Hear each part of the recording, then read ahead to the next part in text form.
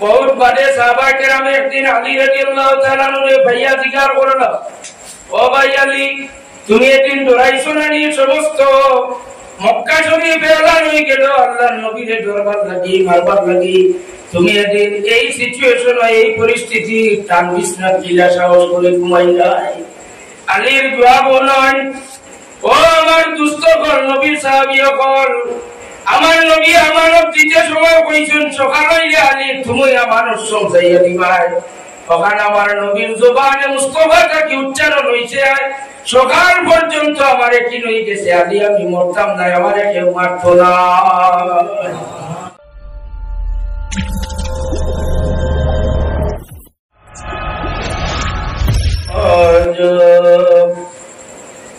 فسبح بحمد ربك واستغفر إنه كان توابا صدق الله العظيم وقال النبي صلى الله عليه وسلم الحياة خير لكم ومماتي خير لكم أو كما قال عليه الصلاة والسلام صلى الله على سيدنا ومولانا محمد وعلى آله وأصحابه صلى الله على سيدنا ومولانا محمد وعلى آله وأصحابه يا رسول الله يا حبيب الله حبيب خالق كتاتوي برگزیدہ ذوالجلال پاک بہمتاتوی صلی اللہ علیہ محمد صلی اللہ علیہ صلی اللہ علی محمد صلی اللہ علیہ وسلم نازنین حضرت حق صدر بدر کائنات نور چشم انبیاء چشمو چراغ ماتوی صلی اللہ علی محمد صلی اللہ علیہ صلی اللہ علی محمد صلی اللہ علیہ معزز حاضرین হাইলাকান্দির জেলা ঈদে মিলাদুন নবী উদযাপন কমিটি উদ্যোগে আয়োজিত সমাপনী দিনের পবিত্র ঈদে মিলাদুন নবী সাল্লাল্লাহু আলাইহি ওয়াসাল্লাম উদযাপন উপলক্ষে বাহাদুরপুর লতিফিয়া ইসলামিক মাল্টিপারপাস মাদ্রাসা গৃহে মাদ্রাসা প্রাঙ্গণে আয়োজিত আজকের রাজমুশান ঈদে মিলাদুন নবী সাল্লাল্লাহু আলাইহি ওয়াসাল্লাম মাহফিলে মাহতারাম সম্মানিত সভাপতি আমার প্রাণপ্রিয় ভাই হযরত মাওলানা আখতার হোসেন সাহেব, মাহফিলে উপস্থিত জেলা ঈদে মিলাদুন নবী উদযাপন কমিটির বিভিন্ন কর্মকর্তাবৃন্দ, মাহফিলে উপস্থিত অত্র লতিফিয়া মাদ্রাসা কমিটি, তৎসঙ্গে এলাকাবাসী, মাদ্রাসা দরদি এলাকার ধর্মপ্রাণ মুমিন মুসলমান, মুরব্বিয়ানে আযম, নজম ভাই, পর্দানশীল, পর্দা অবস্থান আবরণ করে মহান রব্বুল আলামিনের দরবারে শুকরিয়া আদা করি যে আমরা মাহে রবিউল আউয়াল মুবারক মাসও আমরা আল্লাহর রাসূলের গুণগানের মাহফিল আই হাজিরি দিতে পারছি। শুকরিয়া আদা করি আলহামদুলিল্লাহ। আল্লাহ রাব্বুল ইজ্জতে আপনারা হাজিরি, আমরা হাজিরি আল্লাহ কবুল করতে সহায় করুক, আল্লাহুম্মা আমিন। বিভিন্ন দিকে আলোচনা ঈদে মিলাদুন নবী সম্পর্কে আপনারা ওয়াজ শুনছেন। এরপরে আর গুরুত্বপূর্ণ আর কোনো ওয়াজ করার নাই। সামান্য আমি যে দুই জায়গা থেকে দুই আয়াতে কারিমাতে দাওয়াত করছি ওদিকে আলোচনা করব। যে ব্যাপার যে পিরিয়ড যে সময় আয় এটারে প্রতিহত করা একান্ত ইমানদারের লগিন দায়িত্ব কর্তব্য। খুব সুন্দর এক যুক্তি, যে যুক্তি দিলে আপনারাও ইমান রক্ষা করা সম্ভব হইত না, বড় এক মজার যুক্তি। এই যুক্তিটা এটা হলো ঈদে মিলাদুন নবী আপনারা যে তারিখে করবেন রবিউল আউয়ালের 12 তারিখ, যেদিন নবী দুনিয়াতে আইছেন এদিন তো ঈদে মিলাদুন নবী পালন হইছে না রাষ্ট্রীয়ভাবে।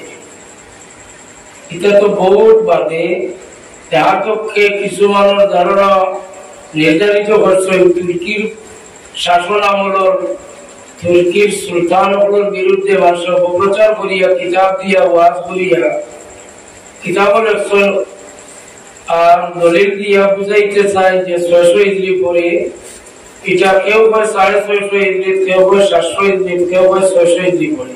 শিয়ান যে কেউ হয় 600 ইজরি পরে ঈদে মিলাদুন নবীটা শুরু হয়েছে দুনিয়াতে। এই বিষয়টা আমরা এখন তো বুঝাইয়া দেব। আর যুক্তি যেটা কইলাম যে রবিউল আউয়ালের 12 তারিখ আল্লাহর হাবিব দুনিয়াত আগমন করছেন, ও রবিউল আউয়ালের 12 তারিখ আল্লাহর হাবিব দুনিয়াত থেকে বিদায় নিয়েছেন। আপনারা যে পরিমাণ খুশির মিছিল রেলি করেন এর চাইতে তো বেশি নবী যাওয়ার কারণে তো খান্দিতে আসলাম। এই যুক্তি উনার পরে আমরা প্রায় মানুষের চিন্তা ফলাই দেই, তো মাতিগেন তো ফালাই পান না। আল্লাহর নবী দুনিয়াত আওয়ার কারণে খুশি করেন, দুনিয়ার টাইম যাইবার লাগিন আপনারা মায়া লাগে না মরি গেলা যে এই মারা যাওয়ার ব্যাপারে আপনারা খান্দুন না বিষয়টা কিনা। তো আপনারা কোন ধরনের উম্মত শুধুমাত্র জন্মর তারিখ পালন করুন আর ইন্তেকালের তারিখটা আপনারা কিচ্ছু মাতুন না, খান্দুন না, মাহফিলে ওফাতুন নবী হয়ে একটা দিন মাহফিলও করেন না। এই যুক্তি দিয়া পৃথিবীর সাধারণ মুসলমানের ইমান রে হরণ করিয়া নেওয়া চলে বুঝাবা নাউজুবিল্লাহ। এর কারণে দুই জায়গার দুই আয়াতে কারিমা তিলাওয়াত করছি। এক জায়গা اليوم أكملت لكم دينكم وأتممت عليكم نعمتي ورضيت لكم الإسلام دينا। এই আয়াতটা কোরআন শরীফের শেষ আয়াত। কোরআন শরীফ নাযিল হওয়ার আয়াত হিসাবে শেষ আয়াত হইল ও আয়াত। সুবহানাল্লাহ। সর্বপ্রথম আয়াত আমরা জানি সূরা আলাকর ফাসায়া ইকরা সূরা ফাসিয়া, আর শেষ আয়াত হইয়া হলো اليوم أكملت لكم دينكم وأتممت عليكم نعمتي إلى آخر الآية। এই আয়াতে কারিমা নাযিল হইছে হুজুর পাক সাল্লাল্লাহু আলাইহি ওয়াসাল্লামের জীবনের শেষ যে হজ করার ইচ্ছায় পাওয়া হজ্জাতুল ওয়াদা বিদায়ী হজ। ও বিদায়ী হজ আল্লাহর হাবিব সাল্লাল্লাহু আলাইহি ওয়াসাল্লাম অবস্থান করছেন আরাফাতের ময়দানে। আর ও আরাফাতের ময়দানে আল্লাহর হাবিবে বক্তব্য বা ভাষণ দিতরা সাহাবায়ে কেরামদের সম্বোধন করিয়া। ওই সময় ও আয়াতে কারিমা লইয়া জিবরিল আমিন আলাইহিস সালাতু ওয়াস সালাম হাজির ছিল। এই আয়াত নাযিল হওয়ার পরে সর্বপ্রথম সাইয়্যিদুনা আবু বকর সিদ্দিক রাদিয়াল্লাহু তাআলা আনহু খান্দা আরম্ভ করেন। এটা আমরা খান্দিতাম। আবু বকর সিদ্দিক রাদিয়াল্লাহু তাআলা আনহু যখন খান্দিছেন একজন সাহাবীয়ে যে আমরা খান্দিতাম, এনে আমরা এই দিন খান্দি না। আবু বকর সিদ্দিক রাদিয়াল্লাহু তাআলা আনহু সামান্য খান্দিয়াতে বন্ধ হয়ে গেছেন না। সাহাবায়ে কেরামে আবু বকর সিদ্দিক রাদিয়াল্লাহু তাআলা আনহুর বেতা খান্দা দেখি আল্লাহর নবীর খিদমতে গিয়ে বিচার দেন। কোন ইয়া রাসূলুল্লাহ আপনার আবু বকর আল্লাহর রহমত থেকে না উম্মত হয়ে গেছেন নিশ্চয়, তাই জীবনে ইলা খান্দা খান্দিলা না। আজকে এই আয়াতে কারিমা আপনি তিলাওয়াত করার পরে কত বেশি খান্দিলা। আল্লাহর হাবিবে সাহাবায়ে কেরামগুলোর পক্ষ না লইয়া যে ব্যক্তির উপরে বিচার দেওয়া হয়েছে সেই ব্যক্তি আবু বকর সিদ্দিকের পক্ষ লইয়া ফরমান, সাহাবায়ে কেরাম আমার আবু বকরের যে একটা বুঝবার বুঝছেন, আমার আবু বকর সিদ্দিকের অনুভূতি এবং বুঝবার যে ক্ষমতা আল্লাহ দান করছেন তুমি তাই। সোয়ালক্ষ সাহাবায়ে কেরাম যদি বিবেক এক পাল্লা তুলি আর আমার আবু বকরের বিবেক এবং বুঝ এক পাল্লা তুলি সমান হইতে নয়। সুবহানাল্লাহ, তাজ্জুব হইবে।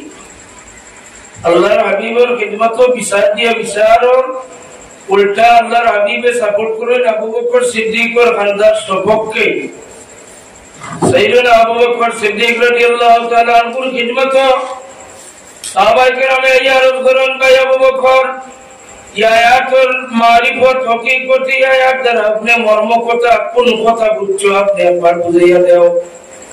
তখন আবু বকর সিদ্দিক রাদিয়াল্লাহু তাআলা আনহু ফরমান, সাহাবায়ে কেরাম আল্লাহর হাবিবের জীবনের শেষ ওয়াজ শুনিলাও, আর তোমরা হায়াতে আল্লাহর হাবিবের লোকে আর হজ করতে নাই।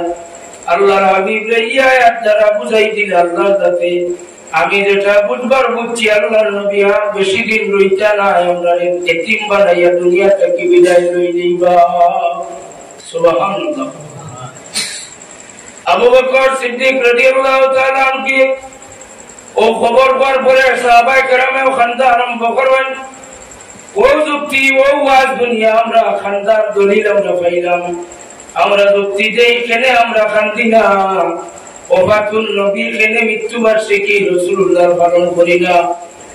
এর বাদর আল্লাহর হাবিবে যে সার্টিফিকেট দিয়া গেছেন তান এই খবরটা আমরা লয়ে যাই না। হুজুরে সাহাবায়ে কেরামের খানদন দেখিয়া ফরমান, সাহাবায়ে কেরাম আপনারা যেভাবে মনে করিয়া নেয় আমি দুনিয়া থেকে গেলে গিয়া তোমার তার লাগিন আল্লাহ যে মায়ার দয়া তোমার তান্ডে অনুগ্রহ করা বন্ধ করিলেই বাইলা মনে করিও না। আমি দুনিয়ার থাকলে আল্লাহ তোমার তান্ডে যে মায়া করবা, দুনিয়ার থেকে গেলেও তোমার তান্ডে মায়া করবা। আল হায়াতি খায়রুল লাকুম ওয়া মামাতি খায়রুল লাকুম, আমি দুনিয়ার থাকাও তোমার তান লাগিন বালা, দুনিয়ার থেকে যাওয়া তোমার তান লাগি বালা। সুবহানাল্লাহ। খানদার দলিল ও শেষ। সাহাবায়ে কেরাম শান্তি পাইলেইরা আল্লাহর হাবিব সাল্লাল্লাহু আলাইহি ওয়াসাল্লাম যুলহজ্জা মাসের 9 তারিখ আরাফার ময়দানে ইয়াতাজিল হইল। বাকি জিলহজ মাসের 21 দিন আল্লাহর হাবিব হয়তো হায়াতে বাঁচিলা। জিলহজ্জা মাসের 21 দিন এর বাদর নতুন বছর আরম্ভ হইল, মুহররম মাস গেল। সফর মাস আল্লাহর হাবিব বেমার হইলা। সাহাবায়ে কেরাম চিন্তা করলা, বড় মারাত্মক চিন্তা। আগে আয়াত দিয়ে আল্লাহ সিগন্যাল দিছেন, আর আল্লাহর নবী যেভাবে বেমার হইছেন মসজিদে নববী যাইতে পারলা না, নিশ্চয় মনে হয় আল্লাহর হাবিবে আমরা রে এতিম বানাই দেবা। সফরের শেষ বুধবারে খান আখেরি 4 সোমবার হইয়া মুরব্বী হলে ভাইছেন, আপনারা খুব ভাইছেন নি আখেরি 4 সোমবার শেষ বুধবারে আল্লাহর হাবিবর আরাম পাইলা। আরাম পাওয়ার পরে সাহাবায়ে কেরাম এত খুশি হইলা, আবু বকর সিদ্দিক রাদিয়াল্লাহু তাআলা আনহু সদকা করলেন, খয়রাত করলেন। সাইয়েদনা ওমর ফারুকে সদকা করলেন, আরো সাহাবায়ে কেরাম সদকা খয়রাত করিয়া শুকরিয়া আদায় করলেন যে আল্লাহর হাবিব আমরা মাঝে আবার আল্লাহ বেমারটা কি উঠাইয়া বিরাইয়া দিছেন, আমরা আরো বেশি দিন পাইমু। যে বছর সফরের শেষ বুধবারে বেমারটা কি আরাম হয়, এই বছর সফরের তারিখ আছিল 29 সফর বুধবার আছিল। মাত্র সফরের বাইরে একদিন, ইবাই মুহররম আর সফর আর 21 দিন। এরপরে রবিউল আউয়াল মাস আইয়া ঢুকলো। রবিউল আউয়াল মাসের 12 তারিখ, রবিউল আউয়ালের 12 তারিখ পার হইল সোমবার। আল্লাহর রাসূল সাল্লাল্লাহু আলাইহি ওয়াসাল্লাম আমরারে এতিম বানাইয়া দুনিয়া থেকে বিদায় লইলা। সুবহানাল্লাহ। ওই যুক্তিতে আপনারা ঈমান নেওয়া যাইব যে আল্লাহর হাবিবর ইন্তেকাল আর আমরার ইন্তেকাল আপনারা তো বুঝবাইতরা, কিরকম বুঝিয়া নিতরা জানিয়ারা না। আল্লাহর হাবিবর ইন্তেকাল সম্পর্কে ওহাবি গ্রুপের বড় একজন আলিম আল্লামা হাফিজ ইমাদউদ্দিন ইবনে কাসির রাহমাতুল্লাহ আলাইহি তার কিতাব বিদায়া ওয়ান নিহায়ার মধ্যে উল্লেখ করেন আল্লাহর হাবিব সাল্লাল্লাহু আলাইহি ওয়াসাল্লাম রূহে কবজ করিয়া নেওয়ার পরে মাত্র 40 ঘন্টা সময় আল্লাহর হাবিবের বদন মুবারক রূহ দেওয়া হইছে না 40 ঘন্টা পরে আল্লাহর নবীর বদন মুবারক আবার রূহটা ফিরাইয়া দেওয়া হইছে সুবহানাল্লাহ আদে সুন্নতর বড় আলিম নাই ওহাবি জমর বড় আলিম হাফিজ ইমাদউদ্দিন ইবনে কাসির রাহমাতুল্লাহ আলাইহি বিদায়া ওয়ান নিহায়া 39 ঘন্টা পরে আল্লাহর নবীর দেহর মাঝে আবার রূহ ফিরাইয়া দেওয়া হইছে সুবহানাল্লাহ আচ্ছা 12 রবিউল আউয়াল 12 সোমবার আল্লাহর নবী দুনিয়া আগমন 12 রবিউল আউয়াল 12 সোমবার আল্লাহর হাবিব দুনিয়া থেকে বিদায় লইছেন পর্দা করছেন আবার আর 12 রবিউল আউয়াল 12 সোমবার সাহাবায়ে কেরাম আপনি নবীরে ভাইয়া বড় খুশি জার করছেন সুবহানাল্লাহ ইল্লা তানসুরুহু ফাকাদ নাসারাহুল্লাহ إذ أخرجه الذين كفروا ثاني اثنين إذ هما في الغار إذ يقول لصاحبه لا تحزن إن الله معنا ওজে হিজরতের আয়াতের তাফসীর ইবনে কাসির বার করলে আপনারা পাইবা তাফসীর ইবনে জরীরের মাঝে বানান আল্লাহর হাবিব রে আল্লাহ মক্কা শরীফ থেকে হিজরত করাইতরা হিজরত করাইয়া কই নিয়ে রাখা লাগে ও আল্লাহ আপনার দুস্তরে ফাড়র গাতর মাঝে লুকাইয়া রাখলে কি আপনার দুস্তর শানো কি মুস্তাকি হয় না আপনার দুস্তর শানো কি বেয়াদবি হয় না আপনার দুস্তর লোকে বন্ধুর লোকে তো মায়া আবার আপনার বন্ধু একট থাকি বার হইয়া যাইতে সময় আপনি চাইলে তো ইয়াসরিবর জমিন তার কদমত ধরে আনিয়া তৈতায় ভালো নিনা না মেরাজের ঘটনা আপনারা সারা জানেন উম্মে হানির ঘর থেকে বার করে নিয়া হরম থেকে বাইতুল মুকদ্দাস থেকে সাত আসমান এর বাদে আরো 70,000 বছর লাগে জান্নাতে গুলা দৌড়াইয়া যাইতে কথা মাকাম খরচ করে যাইতে সিদরাতুল মুনতাহা বাদে আর জিবরিল আমিন যাওয়া সম্ভব নয় আল্লাহ 70,000 নূরের পর্দা অতিক্রম করিয়া কাবা কাউসাইনি আওয়াদনা পর্যন্ত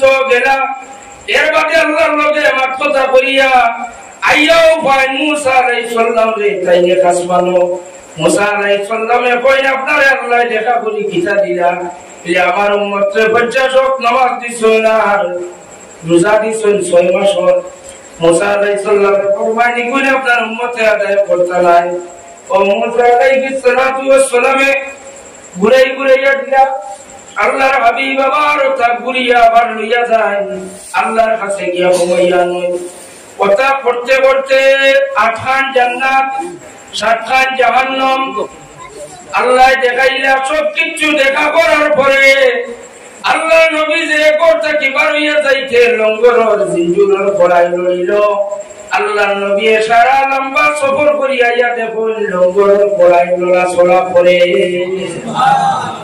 কত কম সময়ে যদি ও আল্লাহ আপনার বন্ধুর মেরাজ করাইলে তাইলে দিন তাই মক্কা শরীফের ঘর থেকে বারণীর মাঠে ইয়াসরিবর জমিন রে আপনার বন্ধুর কদমত পদে আনিয়া দেও না ফেলে প্রশ্ন আছে না নাই আছে আল্লাহর হাবিব রে দিয়া তো তকলিফ আবার আয়াত করা ইল্লা তানসুরুহু ফাকাদ নাসারাহুল্লাহ ও মক্কার মানুষ সকল তোমরা আমার নবীরে সাহায্য করছো না করা লাগতো না আমি আল্লাহ আমার দুস্তরে সাহায্য করছি এবং কর্ম সুবহানাল্লাহ সাহায্য করলাই যখন এদিন ইয়াসরিব আবইয়া দিতে আসলো আল্লাহর হাবিব বেশ না কয়েকদিন আগে একজন সফর সঙ্গী রেডি করে আসলো তার নাম আপনারা জানা আছে আবু বকর সিদ্দিক রাদিয়াল্লাহু তাআলা আনহু আবু বকর সিদ্দিক রাদিয়াল্লাহু তাআলা আনহু এর সফর সঙ্গী বানাইয়া আল্লাহর হাবিবে ফরমান একজন সাহাবী আল্লাহর হাবিবে ফরমান ই সাহাবী আবার গোপন খবর সব জানো। মক্কা শরীফ বাবু জেহেলে এলান করছেন যে মোহাম্মদ রে, আমার বাতিজা মোহাম্মদ রে, যে যেখানে হইবে দরিয়া দিবাই, যদি দেও তাহলে ৭০,০০০ তোমার দীর্ঘ আমরা পুরস্কার দিব। নাউযুবিল্লাহ। ঘোষণা দেওয়া হইল।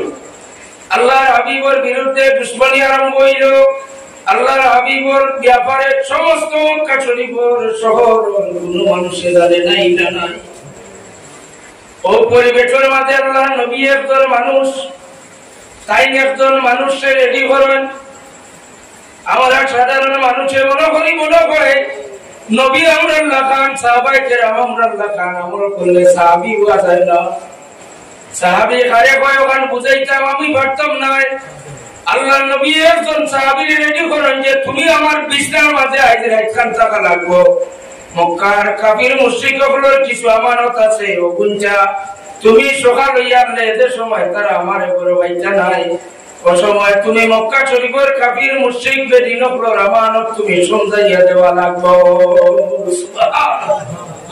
আমরা ছোটবেলা থেকে শুনিয়া লা ইউমিনু আহাদুকুম হাত্তা আকুনা হাব্বা ইলাইহি মিন ওয়ালিদিহি ওয়া ওয়ালাদিহি ওয়ান নাসি আজমাইন। মা বাপ থেকে নিজের জান থেকে বেশি নবীকে মায়া করলে না, ঈমান পুরা হয় না। এদিন যে বিছনার মাঝে ঘুমাইলা, তান কি জানোর লোকে মায়া নাই? তান কি মা বাপ আওলাদর লোকে, তান আত্মীয়র লোকে কি মায়া নাই? তান খানে নিজে বলছেন যে মুহাম্মদুর রাসূলুল্লাহর বিরুদ্ধে সমস্ত আরব এলান হয়ে গেছে। যেখানে ভাইবা ওখান থেকে ধরিয়ে আনবা, এখানে কাতল করি দেওয়া হইতো।